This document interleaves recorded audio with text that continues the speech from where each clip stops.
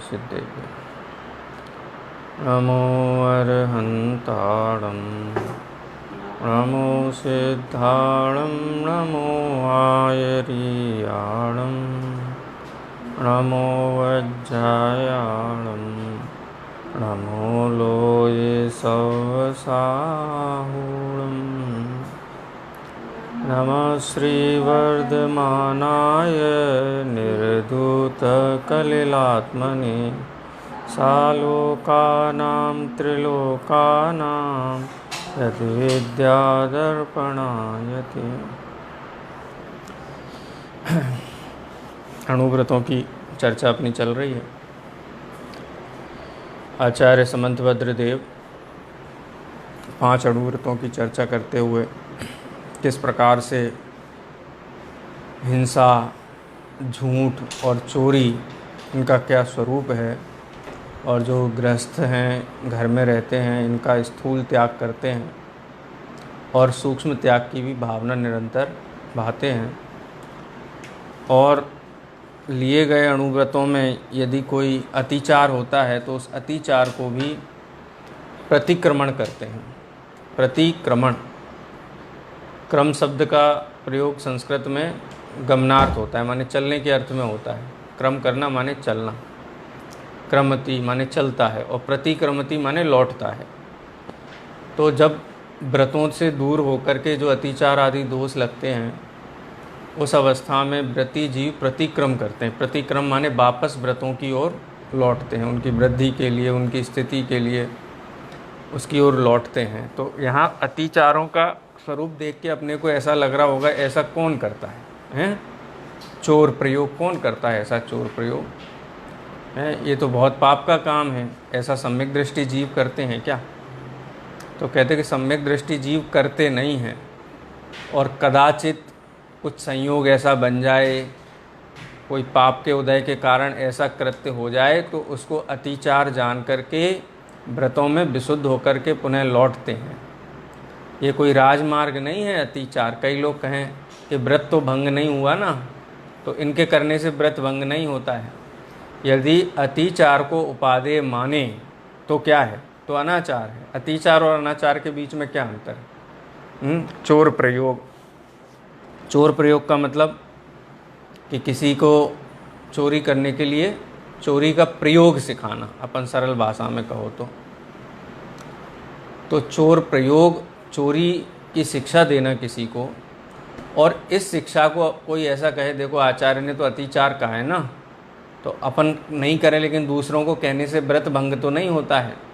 तो यहाँ ये कहते हैं आचार्य कि कदाचित किसी समय कसाई की तीव्रता के कारण ऐसा दोष हो जाए, तो उस दोष की आलोचना करते हैं, प्रतिक्रमण करते हैं, प्रायश्चित करते हैं। यदि दोष के प्रति उपादेय बुद्धि होगी तो फिर दोष तो वो महादोष हो गया ना। दोष और महादोष में क्या अंतर है? कोई जीवन में विषमता हो जाए, कोई अपराध हो जाए, उस अपराध की गर्हा करे कि ऐसा निंदनीय है, मुझे नहीं करना चाहिए, तो वो अतिचार है, दोष है। और यदि उसको उपादेय भी माने साथ में तो वो अनाचार हो गया। तो अतिचार का मतलब ऐसा नहीं समझना चाहिए कि पंचम गुण स्थानवर्ती श्रावकों के जीवन में व्रत भी होते हैं और इस प्रकार के दोष भी होते हैं। ये दोष नहीं होते हैं, आचार्य ये कह रहे हैं। और कदाचित हो भी जाएं तो व्रतों में सावधान होते हैं। इन दोषों का बड़ा कड़ाई से यत्नाचार पूर्वक इन दोषों का परित्राण करते हैं, उनको दूर करते हैं। तो इसलिए अतिचार का मतलब ऐसा नहीं समझना चाहिए। कई लोग अतिचार का मतलब छूट समझ लेते हैं, इतना तो चलता है। आटे में नमक के जितनी बेईमानी तो चलती है, ये बेईमानी तो क्षम्य है, करना चाहिए। और कोई कहे कि तुम ऐसा करते हो, तो दूसरों को कहता है दुनिया को देखो वो तो कितना करते हैं, हम तो कुछ भी नहीं करते उनके सामने, है ना। ख्याल में दूसरों के महापापियों का दृष्टांत दे करके अपने पाप का पोषण करता है। तो पाप का पोषण करना तो फिर अनाचार हो गया ना। अतिचार कब तक रहा? यदि प्रायश्चित करे तो अतिचार है। जैसे अपने जीवन में बहुत सारे आरंभ, परिग्रह आदि हैं, लेकिन अपन उनको मानो कि नहीं, ये तो अपन कर सकते हैं, ये तो अपने जीवन में परमिसेबल है, और उसको करते हुए और बिल्कुल भी अंतरंग में आलोचना का भाव नहीं है, गर्हा निंदा का भाव नहीं, मतलब अपने प्रति नहीं है तो वो दोष नहीं है, फिर वो मिथ्यात्व है। कोई सम्यक दृष्टि जीव इन अतिचारों के प्रति अत्यंत कहना चाहिए कि शास्त्र में आचार्यों ने कहा है तो चलाए उसको।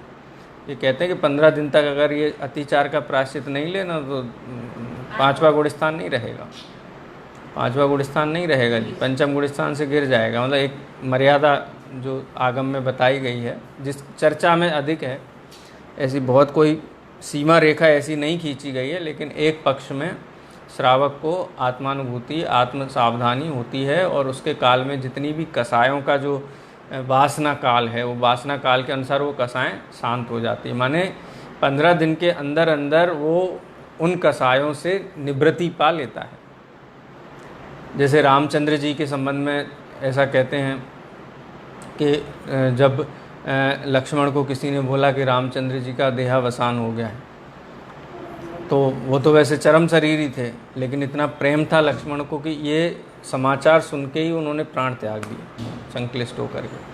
और रामचंद्र जी को बहुत प्रेम था लक्ष्मण से, तो लक्ष्मण को मृत देख करके लोगों ने जब कहा कि इनका तो मरण हो गया है, तो वो स्वीकार ही नहीं करे कि मरण हो गया। इतना प्रेम, सम्यक दृष्टि जीव हैं कि इनका मरण हो गया ऐसा स्वीकार ही नहीं करे कि नहीं हो ही नहीं सकता, ऐसा तो रूठ गया है भाई, मुझसे रूठ गया है। उसकी सेवा शुश्रूषा करे, 6 महीने तक बिल्कुल सेवा में परिचर लगा के रखे, बोले कोई कमी नहीं रहनी चाहिए, हैं भाई की सारी व्यवस्थाएं, सेवाएं, श्रृंगार सब करो। और 6 महीने के बाद किसी ने, कथा आती है ना, देव लोग आए और फिर वो कोलू लगाया, कोलू में रेत डाल डाल करे और उसको चला रहे। अब रामचंद्र जी आए तो बोले क्या करते हो? बोलते रेत में से तेल निकाल रहे हैं, ऐसा बोला। तो बोले कि रेत में से कहीं तेल निकलता है? रामचंद्र जी बोले, तो बोले कि जो मृत है वो कभी हलता चलता है क्या? उसमें कभी सुख दुख और ये प्रतिक्रियाएं होती हैं क्या? तब उनको उसका कहना चाहिए। मतलब 6 महीने का काल बताया वहाँ पे। तो 6 महीने का काल कहने का तात्पर्य ये है कि चतुर्थ गुणस्थानवर्ती जीव की कसाय की वासना का काल 6 महीने कहा गया है। पंचम गुणस्थानवर्ती जीव के कसाय के वासना का काल एक पक्ष कहा गया, एक पखवाड़ा माने 15 दिन कहा गया है। और जो मुनि हैं, 6ठे 7वें गुणस्थानवर्ती मुनिराज हैं, उनकी कसाय का वासना काल अंतर्मुहूर्त है। अंतर्मुहूर्त से ज़्यादा उनके विकल्प नहीं रहता है। कोई आया, उसको उपदेश देने का भाव हुआ, वो भी करुणा बुद्धि से होगी, वो भी एक प्रकार का राग है, वो राग भी अंतर्मुहूर्त से ज़्यादा उनका नहीं टिकता है, नहीं रहता है। इसका इस प्रकार से उसकी गणना की जाती है। पंचम गुणस्थानवर्ती तो 5 से 6 बार सामायिक, वो सामायिक विकल्पात्मक है, निर्विकल्प नहीं है, विकल्पात्मक है। विकल्पात्मक है ना, विकल्पात्मक है। कसाय का वासना काल देखो, जब तक कहना है, जब तक पारस का स्पर्श नहीं होता तब तक स्वर्ण लोहा स्वर्ण नहीं होता है। ऐसे ही जब तक ज्ञान की पर्याय स्वसंवेदन नहीं करती है तब तक कसाय का मल दूर नहीं होता है। उसके लिए आवश्यक है त्रिकरण। परिणाम क्या हैं? अपूर्वकरण, अधःकरण, कम, मतलब ये तो अधिक से अधिक, कम इससे कम में भी होता है, मतलब इससे अधिक कसाय का वासना काल नहीं है। इस प्रकार से विद्वानों का मत है। तो कहने का तात्पर्य है कि अतिचारों को कोई छूट नहीं समझना चाहिए। हमारे जीवन में कितने ही पाप हैं, भले ही ग्रस्त है ना, ग्रस्त में तो कोई सूक्ष्म तो है ही, अरे सूक्ष्म तो छोड़ो, स्थूल कितने हैं। अब उन पापों के प्रति अनुराग भी रखे साथ में, तो पाप रहे क्या? फिर तो महापाप हो गए। जीवन में जितनी भी आरंभ, परिग्रह, हिंसा जो भी है, उसमें भी यत्नाचार प्रवृत्ति हो और इस पाप से भी बचने की भावना निरंतर हो। ऐसी भावना रखने वाले जीवों के जो सत्ता में पड़े हुए कर्म है ना, अगर निमित्त नैमित्तिक पने की अपेक्षा से देखा जाए तो उनकी स्थिति और अनुभाग निरंतर अपकर्षित होती है। ये कसाय की हानि, कसाय के अभाव के पहले भी जीव का जो पुरुषार्थ है, विचारों का, तत्व विचार का, आलोचना का, प्रतिक्रमण का, ये सब उसको उत्तरोत्तर वृद्धि कराने वाले हैं। व्रतों की उत्पत्ति, स्थिति, वृद्धि और फलागम ये तत्व विचार के बल से ही होता है ना। ये तत्व विचार के बल से ही जीव आगे बढ़ता है। तत्व विचार का मतलब क्या है? तत्व विचार का मतलब ये नहीं कि जीव, पुद्गल, धर्म, ये जीव, पुद्गल, आश्रव, वन, संवर, निद्रा, ऐसे 7 परिभाषाएं याद करने का नाम तत्व विचार है क्या? 6 द्रव्यों का नाम रटने का नाम तत्व विचार है, उनकी परिभाषाएं लिखने का नाम नहीं। जीवन का एक एक समय का परिणाम, उस परिणाम को तत्व की कसौटी पे परखना, उसका नाम तत्व विचार है। ये कार्य दिन रात चलना चाहिए। जैसे स्कूल में या विद्यालय में सिखाया जाता है, ठीक है, लेकिन वो सिखाया हुआ क्यों सीखा? क्योंकि जीवन में अप्लाई करना है ना, जीवन में अप्लाई करने के लिए है। अगर जीवन में अप्लाई नहीं हो वो पढ़ाई, उसका उपयोग नहीं किया जाए तो पढ़ाई का क्या मतलब है? तो आगम में जो अभ्यास कराया गया है वो अभ्यास किसका है? वो अभ्यास है वस्तु का। वस्तु माने मैं आत्मा, मेरा परिचय कराया, मेरे परिणामों का परिचय कराया, मेरे गुण पर्यायों का परिचय कराया, परद्रव्य का परिचय कराया, परद्रव्य के लक्ष्य से होने वाले राग द्वेष भावों का परिचय कराया, परद्रव्य के लक्ष्य से होने वाले राग द्वेष भावों के फल का परिचय कराया है, 5 परावर्तन और ये चतुर्गति भ्रमण, ये सब बताया ना। अब ये बता करके अपने को क्या करना है कि हमने तो अब हो गया सब, अब पढ़ लिया। एक कोई भाई थे चेन्नई के, बोले अपने कई बार समय सार पढ़ लिया लेकिन ऐसा लगता है कि कुछ हुआ नहीं कुछ हुआ नहीं, जीवन में कुछ आना चाहिए, कुछ परिवर्तन आना चाहिए कुछ। तो समय सार पढ़ने से परिवर्तन आता है, परिवर्तन करने से परिवर्तन। समय सार पढ़ने तो समय सार पढ़ा कहलाएगा, लेकिन परिवर्तन करने का मतलब क्या है कि समय सार में जो जो एक ज्ञायक भाव का परिचय कराया, वो एक ज्ञायक भाव देखते हैं क्या? हम देखते हैं एक एक समय के परिवर्तनशील परिणामों में हम क्या देखते हैं? राग द्वेष देखते हैं कि ज्ञायक भाव देखते हैं? आचार्य देव ने तो अभी चल रहा ना अपना कितने 12वें नंबर का कलश था, उसमें क्या हठात, हठ पूर्वक आचार्य ने हठ शब्द का प्रयोग किया कि ये एक एक समय जीवन में होने वाले परिणाम है ना, वो क्या करो तुम हठ से, माने बलपूर्वक, पुरुषार्थ पूर्वक पर द्रव्यों से भिन्न ज्ञायक भाव को देखो। ये मोह को हट से दूर करना पड़ेगा, अपने आप नहीं जाएगा मोह, हट से दूर करना पड़ेगा उसको। मैं मोह से भिन्न ज्ञायक भाव हूँ, मोह की आयु कितनी है, लेकिन और ज्ञायक भाव की आयु कितनी है, आत्मा की आयु कितनी है, आत्मा का स्वरूप कितना है और मोह का स्वरूप कितना है, कब तक रहने वाला है। ऐसा बलपूर्वक जब तक ज्ञायक भाव को दृष्टि नहीं करेंगे, हठात कहते हैं सहज होता है, हाँ सहज होता है, लेकिन कारण पूर्वक कार्य होता है ना। जब सर्व परद्रव्यों से, विकारी भावों से दृष्टि हट करके और जब ज्ञायक भाव की तरफ जाएगी, अब जाएगी माने कैसे जाएगी? विचार करेगा तभी जाएगी ना। एक एक समय के परिणामों में ज्ञायक भाव का विचार होने से उस वस्तु का निर्णय होता है, अपने अनादि निधन पने का विश्वास होता है। भय मिटता है कि नहीं? जब निर्णय होगा तो भय मिटेगा, निर्णय ही नहीं करेगा। अब समय सार पढ़ लिया, इतने शास्त्र पढ़ लिए, ये कर लिया, कुछ परिवर्तन आया ही नहीं, अब परिवर्तन कोई आसमान से आएगा क्या?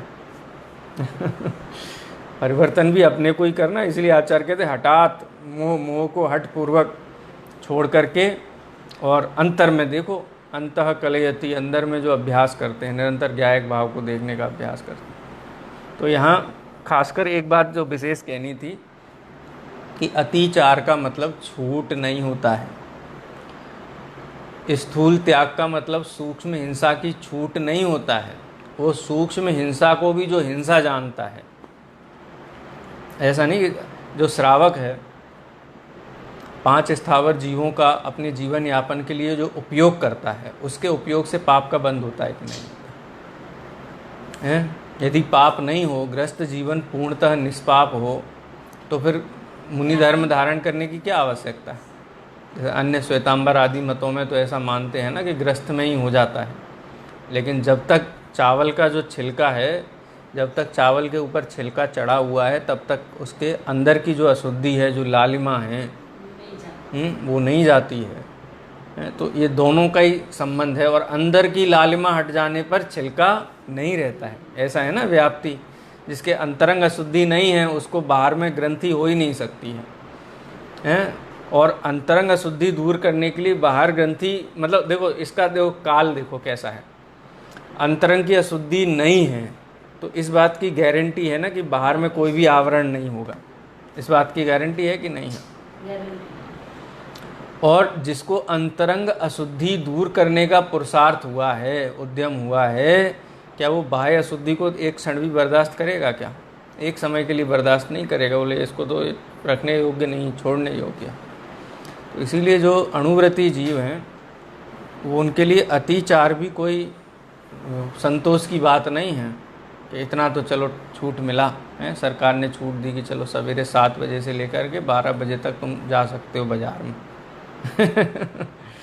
तो छूट का मतलब क्या है?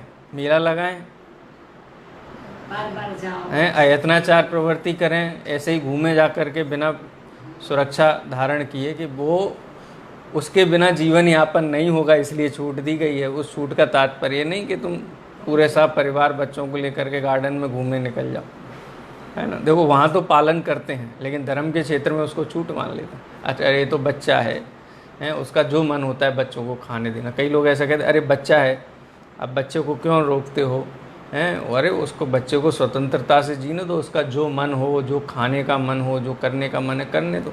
करने देते हैं हम सब कुछ? करने देते हैं? नहीं करने देते हैं। माने जो कहते, जो ये उपदेश देते सब करने दो, वो खाने पे लागू करते हैं, लेकिन पढ़ाई लिखाई के पीछे तो बिल्कुल यम की तरह उसके पीछे गदा लेकर के खड़े रहते हैं। ये कर 50 और ट्यूशन स्कूल, इतना उसको ज़बरदस्ती कराते जो उसका रुचि का काम नहीं है। और जो पाप का काम है उस पाप के काम में कहते हैं कि नहीं करने दो, उसका मन होता है तो करने दो, जो खाने का मन होता है करने दो, हैं। शरीर के लिए सब नहीं खाएगा तो शरीर कैसे चलेगा? अरे भाई, जिनको सब खाने को मिलता है उनका शरीर बढ़िया होता है, उनको वो बीमारी रोग रहित होते हैं क्या शरीर? बल्कि उल्टा सीधा खाने वालों को रोगों की अधिक संभावना होती है। और संभावना क्या होती है? रोग होते ही होते हैं। इसलिए ऐसा नहीं देखना कि बच्चे हैं तो छूट है।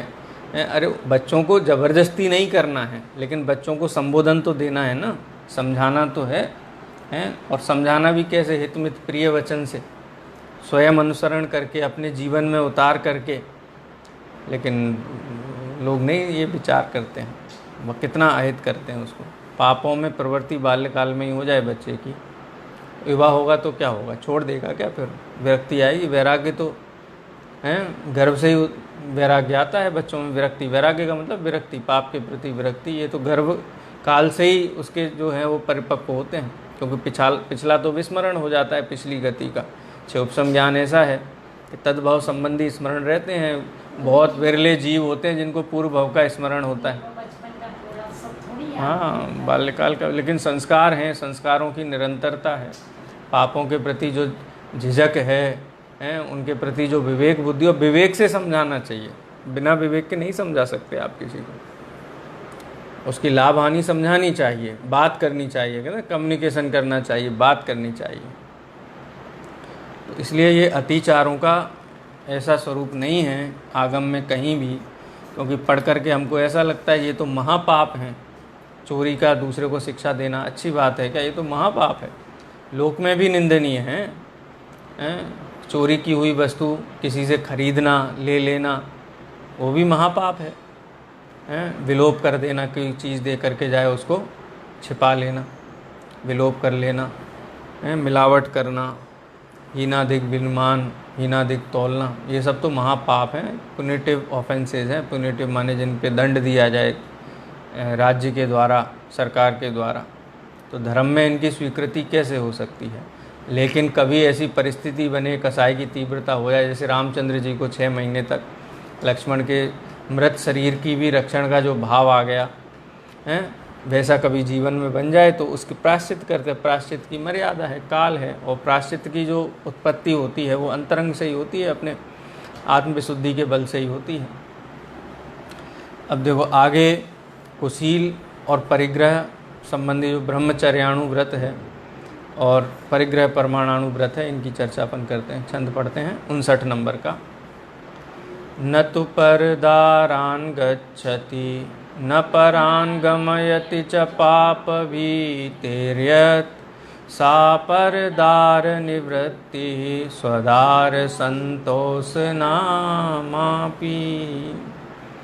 देखो, गृहस्थ व्यक्ति को विवाह आदि के कार्य जो होते हैं, अब धर्म मार्ग में तीर्थंकरों ने भी गृहस्थ अवस्था में उनको भी उस जाति का राग था, सहज में राग था, तो उन्होंने भी विवाह आदि कार्य तो किए। आदिनाथ भगवान ने भी हैं, 2 उनके भी विवाह हुए बाद में, और भी जितने तीर्थंकर हुए उनमें अनेक तीर्थंकरों ने, अनेक माने 5 छोड़ दो तो 19 तीर्थंकरों ने तो विवाह भी किए ना।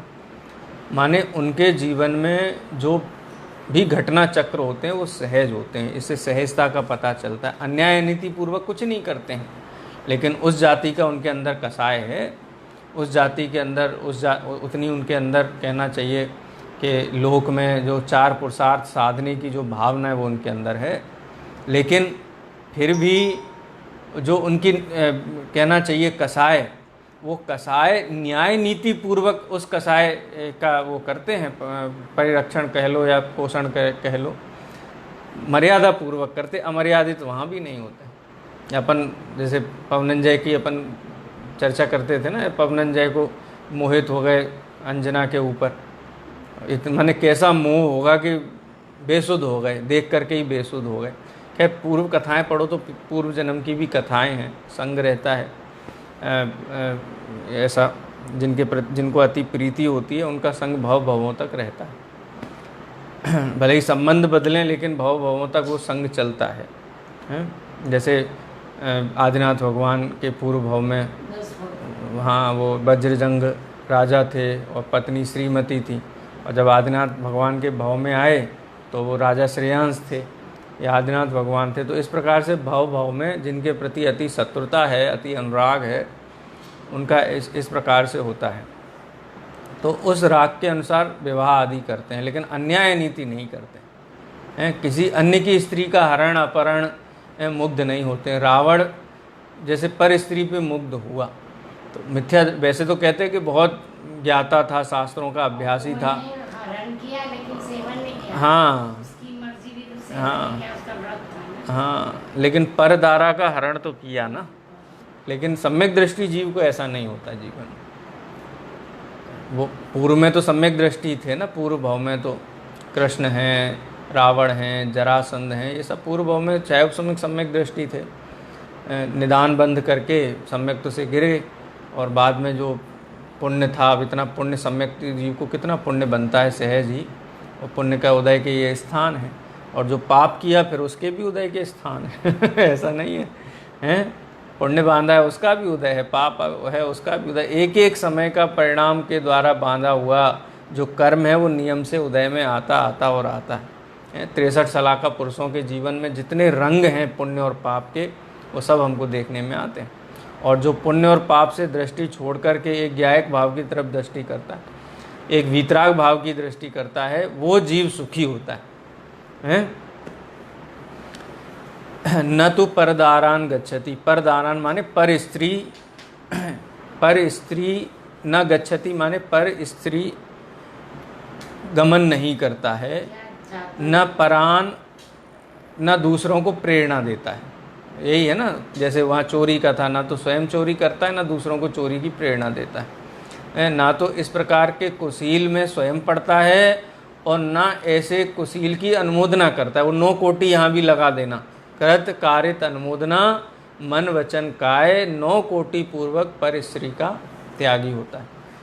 ना तो इस प्रकार का व्यभिचार स्वयं के जीवन में होता है, ना अन्य को इस प्रकार के व्यभिचार के लिए प्रेरित करता है, अनुमति देता है, अनुमोदना करता है। ठीक है। न तो परदारान गच्छति न परान गमयति च पाप भीतेर यतः। क्यों? क्योंकि उनको पता है ना ये तो स्थूल पाप है, और वो तो स्थूल पाप के त्यागी है ना। ये तो स्थूल पाप है, स्थूल कुशील है। सूक्ष्म कुशील क्या है? स्व स्त्री में संतोष होना, ये सूक्ष्म कुशील है। कुशील तो वो भी है, अब्रह्मचर्य तो वो भी है, लेकिन स्व स्त्री वो है, वो सूक्ष्म कुशील है। यानी पर के प्रति मोहित होना ही कुशील है ना, हैं? तो स्थूल जो कुशील है उसके त्यागी होते हैं, लेकिन सूक्ष्म पाप तो जीवन में है ही, और उसको भी कहना चाहिए 7वें प्रतिमा में जा कर के उसका भी त्यागी होते हैं। और जब महाव्रत धारण करते हैं तो 8-10 सहस विधि सील धर चिद ब्रह्म में नितरम रहे। 18,000 प्रकार के सीलों का पालन करते हैं। उसमें पर स्त्री के प्रति तो हो ही गया, देह के संस्कार के प्रति भी भाव नहीं है। भोजन भी इस जाति का नहीं करते हैं, माने 18,000 प्रकार से अपने सील का रक्षण करते हैं। तो स्थूल कुशील तो ये है, और सूक्ष्म स्वदार संतोषपना वो सूक्ष्म है। तो आचार्य का आदेश तो यही है कि यदि जिन लिंग धारण करके, मुनि दीक्षा धारण करके सर्व पापों से विरक्त होकर के आत्मा की आराधना करो, ये तो सर्वश्रेष्ठ है। लेकिन वो सहज होता है, वो जोर जबरदस्ती नहीं होता है, वो कोई ख्याति लाभ और पूजा के लिए नहीं होता है। वो तो एकमात्र आत्म कल्याण के लिए होता है और सहज होता है। ये तत्व विचार इतना उग्र करो कि ऐसा मुनि पद भी जीवन में प्रकट हो जाए, ऐसी महानिवृत्ति भी जीवन में हो।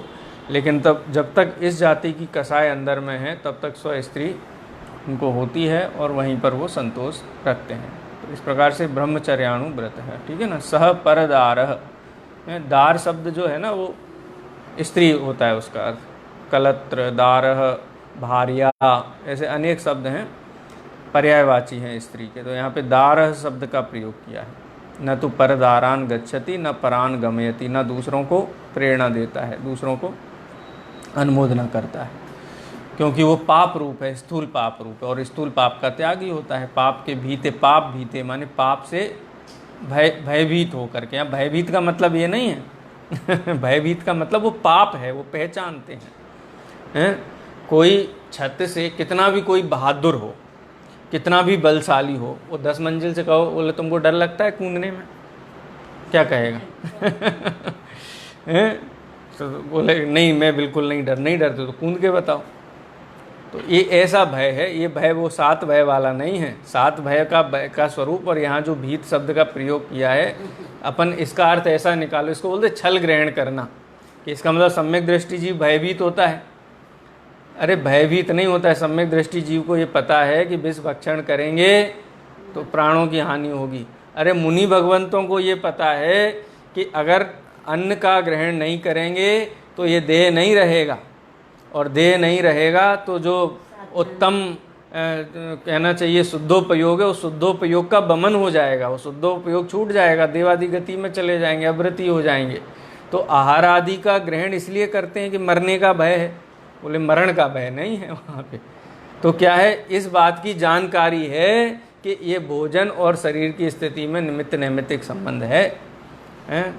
कोई निडर व्यक्ति आत्महत्या करता है क्या? कोई निडर व्यक्ति ऐसा साहस करता है बस के सामने आके खड़े हो जाओ तुम निडर हो तो? इसका नाम निडरपना नहीं है, इसका नाम बेवकूफ़ी है। और पंचम गुण स्थानवर्ती जीवों को पता है कि 5 पापों का सेवन करना कोई समझदारी नहीं है, बेवकूफ़ी का काम है। ऐसी बेवकूफ़ी हमको नहीं करना है, ऐसी मूर्खता हमको नहीं करना। इस अर्थ में भीत शब्द का प्रयोग किया। यही देखो शास्त्र का अर्थ निकालने की ये कला है। आप जब तक स्याद्वाद शैली नहीं लगाओ, उसका समग्र अर्थ नहीं लगाओ, अब ये शब्द से कोई उनको भयभीत ठहरा दे, तो लोक में भय का क्या मतलब होता है? भय के कारण पाप का सेवन करें, भय के कारण जो सन्मार्ग है उसको छोड़ करके कुमार्ग में चले, वो भय है। और निर्भय होने का मतलब ये है कि ऐसा कार्य ना करे कि जिससे अपनी साधना, आराधना, सुख, शांति भंग हो। आए ना ख्याल में? तो वास्तव में वो पापों से भयभीत नहीं है, वो ये समझते हैं पाप का स्वरूप क्या है। और इस प्रकार के पाप यदि जीवन में होंगे तो जो हमारी शांति है, आराधना है, सम्यक तो है, व्रतादि हैं, वो नष्ट हो जाएंगे। इसका मतलब यहाँ पाप भीते है। ठीक है, एक एक शब्द का अर्थ ख्याल में आ गया ना। न तू परदारान गच्छति न परान गमयति। गच्छति और गमयति में ये अंतर है। गच्छति माने स्वयं जाना, गमयति माने दूसरों की अनुमोदना करना। गमयति का मतलब यहाँ कहीं ऐसा अर्थ नहीं निकालना दूसरों को भेजता है, ये दूसरों को भेजने का अर्थ नहीं है। अनुमोदन, वही कृत कार्य अनुमोदना वाला यहाँ पे है। कृत माने स्वयं नहीं करना, और गमयति माने कारित और अनुमोदना से उसका त्याग होना। ठीक है, 9 कोटि पूर्वक त्याग होता है। पाप भीतेर यतः स परदारः निवृत्ति स्वदार संतोष नामानि। ठीक है, उसे स्वदार संतोष नाम का व्रत कहते हैं। तो स्वदार संतोष कहो या ब्रह्मचर्याणु व्रत कहो, एक ही बात है। ठीक है। गम्यति लोट लगा लो आज्ञा का। नहीं नहीं, देखो गच्छति का मतलब है जाना, और गम्यति का मतलब जाते हुए का समर्थन करना, सहायता करना, अनुमोदना करना। गम धातु, मूल शब्द गम है, गम धातु है, लेकिन उसके रूप बदलने से उसका अर्थ भी बदल जाता है। अब वो संस्कृत पढ़नी पड़ेगी, परस्मय पद के रूप हैं। वो एक मतलब व्याकरण तो खैर बहुत बाद में आता है, पहले भाषा होती है, भाषा के प्रयोग होते हैं, उसके अनुसार व्याकरण बना दिया जाता है। ठीक है। गच्छति का मतलब होता है जाता है। अब लोक में गच्छति शब्द का प्रयोग स्वयं के गमन के अर्थ में होता है, और दूसरों को चलाने के अर्थ में होता है। हाँ, जैसे पठति पाठयति, पठति माने स्वयं पढ़ता है, पाठयति माने पढ़ाता है, दूसरों को पढ़ाता है। ऐसे यहाँ गच्छति और गम्यति के बीच में अंतर है। पाप भीतेर्यतः, सा माने उस व्रत का नाम है। सा परदार निवृत्ति है, पर स्त्री से जो निवृत्ति है, स्वदार संतोष नामापि, उसे स्वस्त्री संतोष व्रत कहते हैं। स्वस्त्री संतोष व्रत कहो या ब्रह्मचर्याणु व्रत कहो, दोनों का एक ही अर्थ है। ठीक है। अब इसके अतिचार बताते हैं। अतिचार क्या है? छंद पढ़ते हैं 60 नंबर का। अन्य विवाहा करना नंग क्रीड़ा विटत्व विपुल त्रसः इत्वरिकागमनं च अस्मरस्य पंचव्यतिचारः। अस्मर, अस्मर का मतलब होता है ब्रह्मचर्याणु व्रत। हैं? आप लोग में यह क्यों जोड़ते हैं? किसमें?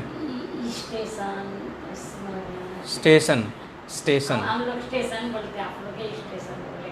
इसमें ई किधर है? चा स्मरस्य, च इस अस्मरस्य, अ शब्द है, च अस्मरस्य। अस्मर, स्मर माने होता है कुशील, अस्मर माने होता है ब्रह्मचर्य। कहीं में ई जोड़ते हैं, ई बोलते ना आप लोग। हाँ, वो सब जगह वो है। इसी भाषा में। हाँ, लोग कहते हैं एक्सेंट बोलते हैं इसको, उच्चारण की। जैसे यहाँ पे री जो ऋषि का है उसको रू बोलते हैं, संस्कृत में री बोलते हैं। गुजराती में रू जिसको बोलते हैं, संस्कृत में री बोलते हैं। हाँ, हृदय, कृष्ण, और गुजराती में कृष्ण, हृदय, ऐसा बोलते हैं। तो उच्चारण भेद है खाली, उससे ही पता चलता है ना कि कहाँ का है ये व्यक्ति। उसके उच्चारण से उसका देश ख्याल में आ जाता है। अन्य विवाह करना अनंग क्रीड़ा, अन्य विवाह करण के जो स्व स्त्री संतोष व्रत के धारी हैं, उनको साथ में और भी व्रत होता है। क्या? कि अपने पुत्र पुत्रादि का विवाह आदि कार्य तो करते हैं, कुटुंब के जो पुत्र पुत्रादि हैं उनका विवाह आदि, जिनकी जिम्मेदारी जवाबदारी उनके ऊपर है, उनके विवाह आदि का कार्य तो करते हैं, लेकिन लोक में अन्य के पुत्र पुत्रादि हैं, उनमें गृद्धता पूर्व होकर के उनके विवाह आदि कार्य में नहीं पड़ते हैं। परोपकार का काम नहीं करते हैं। आजकल तो देखो क्या हो रहा है, मेला लगाते हैं समाज के लोग। ये देखो, स्वाध्याय की प्रवृत्ति नहीं है, धर्म भगवान का स्वरूप समझने की प्रवृत्ति नहीं है। बोले अपन जैन समाज, तो जैन समाज में विवाह ऐसे होने चाहिए, तो उसके लिए ये सब व्यवस्थाएं करते हैं। माने कि अपने स्त्री पुत्र का विवाह करने का भाव की तो अनुमति है अणुव्रति को, लेकिन दूसरे की नहीं है।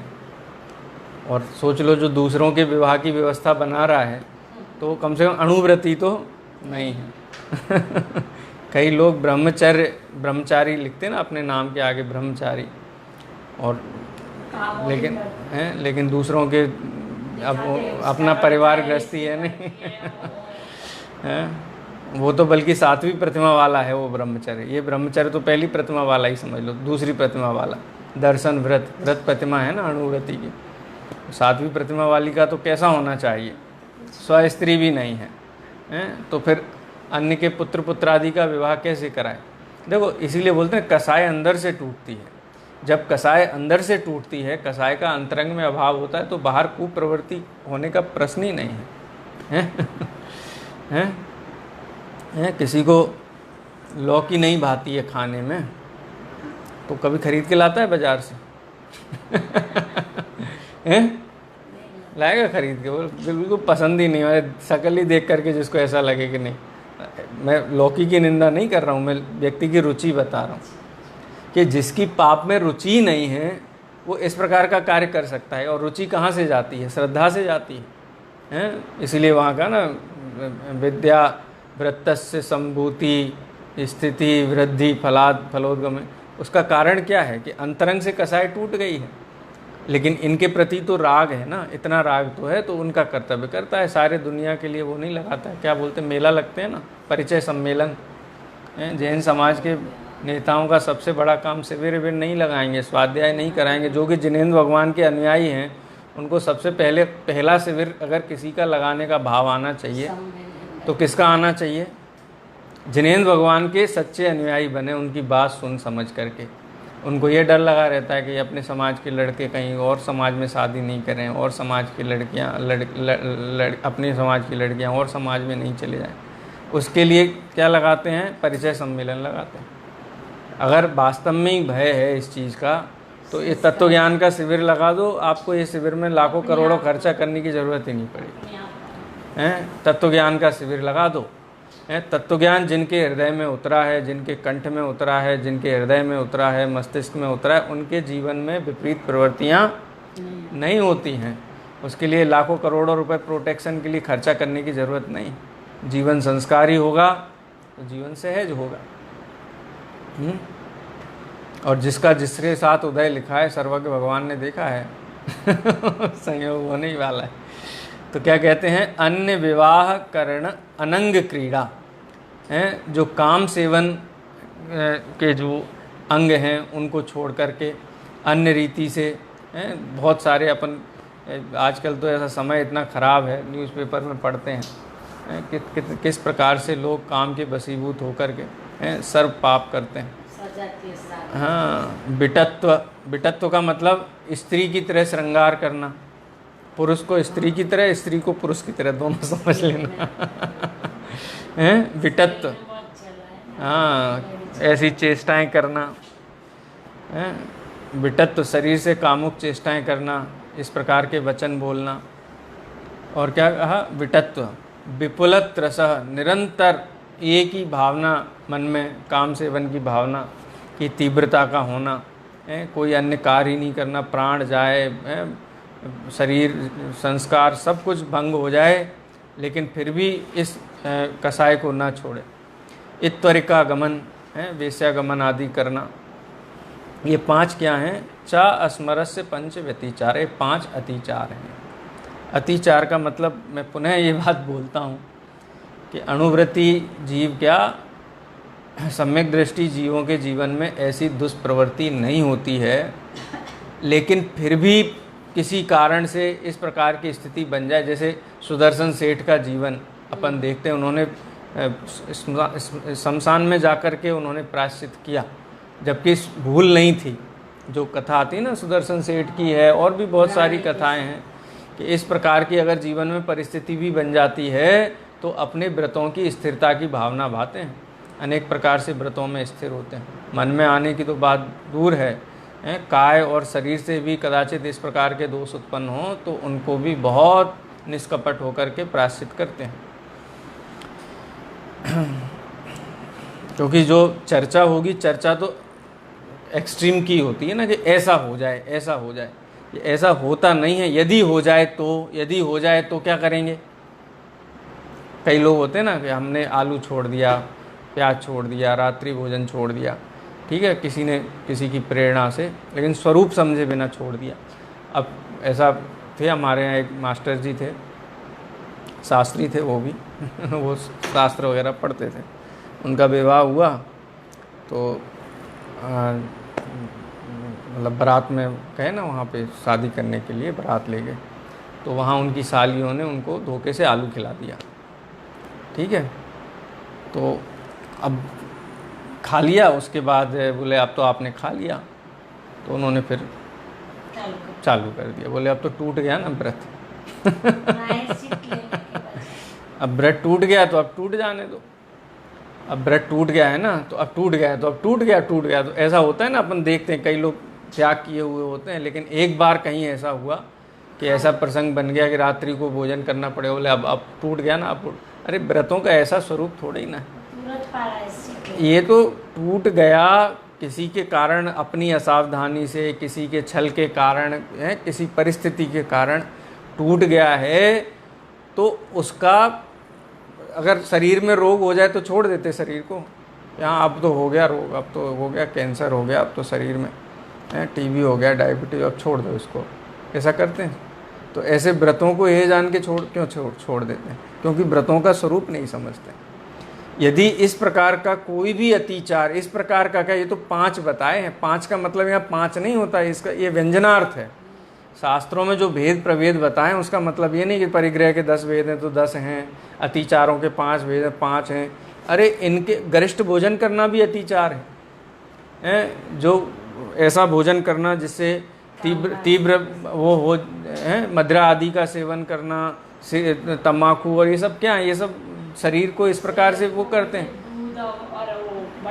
हाँ, गरिष्ठ भोजन करना, तो 5 का मतलब कोई पूछे कितने अतिचार, बोले 5 10 माने उसका मतलब बहुवचन में लेना कि अनेक हैं। और कोई भी अतिचार जीवन में लगे तो और दृढ़ता से, यदि आपके घर में दरवाज़ा लगा हुआ है, आप कुंडी लगाते हो, किसी दिन कोई चोर धक्का मार के, उसने 3-4 धक्का मारे, टूट गया दरवाज़ा और चोरी करके लेके गया, तो फिर वो दरवाज़ा परमानेंट हटा देते वहाँ से, अब नहीं लगाएंगे, क्योंकि अब तो चोर ने तोड़ दिया ना, अब खुला रहने दो, अब तो आने दो। ऐसा करते हैं कि पहले जो दरवाज़ा लगाया था वो कहते हैं ये कमज़ोर था, अब इससे मजबूत दरवाज़ा चाहिए। इतना मजबूत दरवाज़ा लगाएं कि वो एक चोर आया था ना, अब 10 भी आए तो नहीं तोड़ पाए। ये होता है अतिचार में प्रतिक्रमण, प्रायश्चित, माने जो जीवन में निवृत्ति आई है, उस निवृत्ति में कोई दोष लगे तो जो ज्ञानी जन हैं, सम्यक दृष्टि जीव हैं, उसको और दृढ़ता से करते हैं। माने ऐसा, जैसे ऐसा हो गया जीवन में, ऐसा प्रसंग हो गया, कोई कार्य हो गया, किसी स्थान पे गए, वहाँ ऐसा करना पड़ा, तो अगली बार क्या नियम लेता है कि मैं इस स्थान पे कभी जाऊँगा ही नहीं। ऐसा नियम लेते कि नहीं लेते? कहीं किसी रास्ते से रात को गुजरे, चोर ने लूट लिया है, लूट लिया, तो दूसरी बार क्या प्रतिज्ञा करते हैं कि अब तो रोज़ निकलेंगे, अब तो लुट गए ना इस दरवाजे पे, अब तो सब चोरों ने देख लिया है तो अब हर बार निकले। ऐसा नहीं करते लोग। में क्या करते हैं? परिरक्षण करते हैं, रास्ता बदल देते, उस रास्ते में गमन नहीं करते। इसी प्रकार सम्यक दृष्टि जीवों को ये जो 5 प्रकार के अतिचार बताए हैं, ऐसे अनेक अनेक प्रकार के भी यदि कदाचित कोई दोष लग जाए तो बड़े निष्कपट होकर के शुद्ध हृदय से उनका प्रायश्चित लेते हैं। एक बार छंद पढ़ते हैं, दोनों, ये वाला 60 नंबर का। अन्य विवाहा करना नंग क्रीड़ा विटत्व विपुल त्रसः ईत्वरिकागमनं चा स्मरस्य पंच व्यतिचारा। हो गया समय?